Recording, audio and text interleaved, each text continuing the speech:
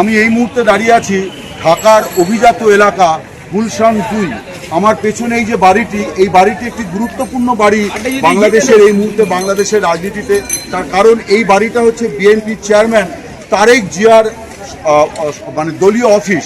দীর্ঘদিন প্রায় 4.5 দশক এটা ছিল বিএনপির সদ্য প্রয়াত চেয়ারপারসন খালেদা জিয়া তথা সাবেক প্রধানমন্ত্রী খালেদা জিয়ার অফিস। একটু আগেই তারেক রহমান এই অফিসে প্রবেশ করেছেন। তিনি তার দলীয় নেতা কর্মীদের সঙ্গে বৈঠক করছেন। তার কারণ আপনারা জানেন যে আগামী 12 তারিখ বাংলাদেশে জাতীয় সংসদ নির্বাচন। এই নির্বাচনে এবারে বিএনপি একটা গুরুত্বপূর্ণ জায়গায় আছে। বিভিন্ন জনমত সমীক্ষায় দেখা যাচ্ছে যে বিএনপি তারা এবারে বাংলাদেশে সরকার করতে পারে। এবারের নির্বাচনে সবচেয়ে গুরুত্বপূর্ণ বিষয় হচ্ছে যে বাংলাদেশের রাজনীতিতে দীর্ঘদিন ধরে যে দুটি দলের মধ্যে লড়াই হতো, অর্থাৎ বিএনপি এবং আওয়ামী লীগ, সেই আওয়ামী লীগ তারা তাদের কার্যক্রম নিষিদ্ধ হওয়ায় তারা এবারে নির্বাচনে নেই। বিএনপির এবারে প্রধান প্রতিপক্ষ হয়ে দাঁড়িয়েছে জামাতি ইসলামী, যারা একটা সময় তাদের শরিক ছিল। তারেক রহমানের কাছে এই নির্বাচন একদিকে যেমন একটা বিরাট সুযোগ যে তিনি দেশ সেবা করার সুযোগ পাবেন, তার কারণ দীর্ঘ 17 বছর তিনি লন্ডনে নির্বাসিত জীবন কাটিয়েছেন। তারপর গত 25শে ডিসেম্বর তিনি দেশে ফিরেছেন।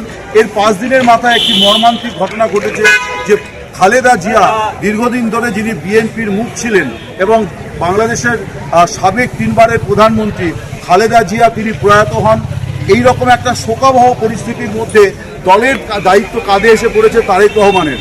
ফলে এই যে নির্বাচন, এই নির্বাচনে বিএনপির কাছেও গুরুত্বপূর্ণ যে তাদের লিডার পরিবর্তন হয়েছে। নতুন লিডারের নেতৃত্বে বিএনপি এবারে নির্বাচনে অবতীর্ণ হয়েছে। শুধু তাই নয়, তারেক রহমান নিজেও কিন্তু এই প্রথম নির্বাচনে প্রতিদ্বন্দ্বিতা করছেন। এই যে এলাকাটি, এই এলাকাটি ঢাকা 17, এখানেই তারেক রহমান নিজে প্রার্থী। এছাড়া তিনি প্রার্থী বগুড়ার একটি আসনে, যেটি হচ্ছে যে বাংলাদেশের প্রতিষ্ঠাতা বিএনপির প্রতিষ্ঠাতা সভাপতি এবং বাংলাদেশের সাবেক রাষ্ট্রপতি জেনারেল জিয়াউর রহমানের জন্মস্থান, সেখানেও কিন্তু তার পুত্র তারেক রহমান প্রতিদ্বন্দ্বিতা করছেন। তারেক রহমানের কাছে এই নির্বাচন অনেক বেশি গুরুত্বপূর্ণ ব্যক্তিগত কারণেও। এক তো হচ্ছে যে তিনি প্রথম নির্বাচন প্রতিদ্বন্দ্বিতা করছেন, তাই শুধু নয়, তিনি এই নির্বাচনে দলের ক্যাপ্টেন। ফলে দলকে জিতিয়ে আনা এবং দলের নেতৃত্বে একটি সরকার গঠনের যে সুবর্ণ সুযোগ তাদের কাছে এসছে, সেই সম্ভাবনাকে সম্পূর্ণ বাস্তবায়িত করার দায়িত্ব কিন্তু তারেক রহমানের।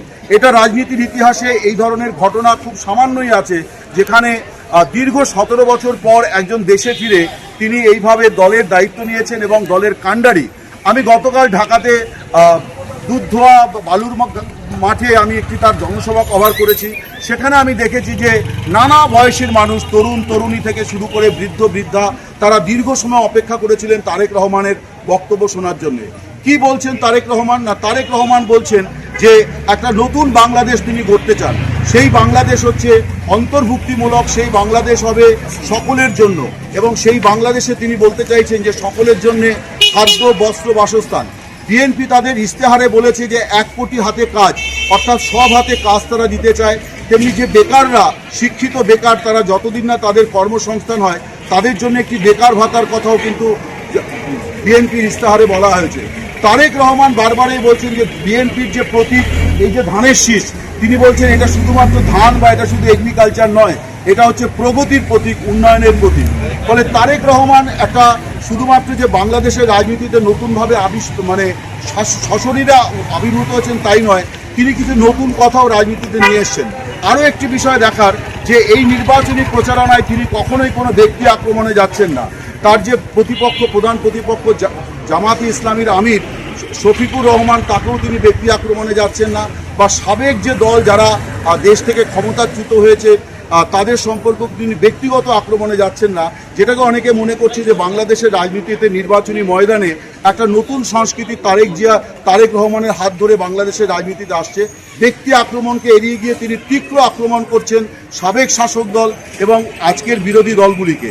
এই যে বাড়িটি, এই বাড়িটি স্বভাবতই যদি জনমত সমীক্ষা যা বলছে, তাতে যদি জনমত সমীক্ষার প্রতিফলন যদি ভোটের বাক্সে ঘটে, তাহলে এটা নিশ্চিত করেই বলা যায় যে প্রায় দীর্ঘ 26 বছর পর, 20 বছর পর বিএনপি বাংলাদেশে ক্ষমতায় আসতে চলেছে এবং তারেক রহমান হতে চলেছেন পরবর্তী প্রধানমন্ত্রী। স্বভাবতই এই যে বাড়িটি, যেটা তার বিএনপি চেয়ারম্যানের সরকারি কার্যালয়, এই কার্যালয়ের গুরুত্ব আগামী দিনে তার রাজনৈতিক গুরুত্বও কিন্তু অনেকভাবে বেড়ে যাবে, এ নিয়ে কোনো সন্দেহ নেই। এখন দেখার যে 12ই ফেব্রুয়ারি বৃহস্পতিবার নির্বাচনে মানুষ কি রায় দেয়। এমনিতে সাধারণভাবে বিভিন্ন জনমত সমীক্ষায় বলা হয়েছে বিএনপি এগিয়ে আছে, প্রধানমন্ত্রী পদপ্রার্থী হিসেবে তারেক জিয়ার জনপ্রিয়তা অনেকটা বেশি।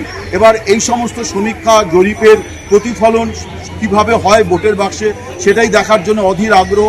আজকে মঙ্গলবার সকাল 7টায় এখানে নির্বাচনী প্রচারণা শেষ হয়ে গিয়েছে সরকারিভাবে। তারেক রহমান এখন দলের নেতাদের সঙ্গে আলোচনা করছেন। তিনি বারে বারে বলছেন যে ইলেকশন ইঞ্জিনিয়ারিং, অর্থাৎ তিনি বলছেন যে জনতার রায় তাদের দিকে আছে, কিন্তু ম্যানিপুলেশনের আশঙ্কা বিএনপি উড়িয়ে দিচ্ছে না। বিএনপি বলছে যে রায়কে উল্টে দেওয়ার চেষ্টা হতে পারে। তাই তিনি বলেছেন ফজরের নামাজের পর আপনারা বুথে চলে যাবেন, বুথের পাহারাদার হন। তারেক রহমান এবারে নির্বাচনে নতুন স্লোগান দিয়েছেন প্রত্যেককে, যে বিএনপির যারা সমর্থক তারা শুধু ভোট দিয়েই তাদের কর্তব্য সম্পন্ন হবে না, তাদেরকে বুথ পাহারা দিতে হবে, অর্থাৎ বুথের অতন্দ্র প্রহরী তাদেরকে হতে হবে। তাই তিনি বলেছেন ফজরের নামাজ শেষ করে আপনারা বসে যাবেন না, আপনারা বুথে যান, বুথে নজর রাখুন এবং যতক্ষণ ভোট চলে সেই ভোটের দিকে আপনারা নজর রাখুন। ফলে তারেক রহমান বিএনপিতে একটা নতুন উন্মাদনা, উত্তেজনা এবং একটা আশা আকাঙ্ক্ষার প্রতীক হিসেবে এই মুহূর্তে বর্তমানে বাংলাদেশে অবস্থান করছেন। এবং এই 2026-এর যে নির্বাচন, ত্রয়োদশ জাতীয় সংসদ নির্বাচন, এই নির্বাচনের সবচেয়ে উল্লেখযোগ্য দিক কিন্তু এটাই যে বিএনপির নতুন নেতা এবং তিনি নিজেও নির্বাচনী ময়দানে নিজের ভাগ্য পরীক্ষা করছেন প্রথমবারের জন্যে, এবং তাকে ঘিরেই তৈরি হয়েছে আগামী সরকার গড়ার প্রত্যাশা। এখন দেখা যাক যে 12ই ফেব্রুয়ারি নির্বাচনের পর ফলাফল কি আসে। অমল সরকার, ঢাকা, দ্য ওয়াল ব্যুরো।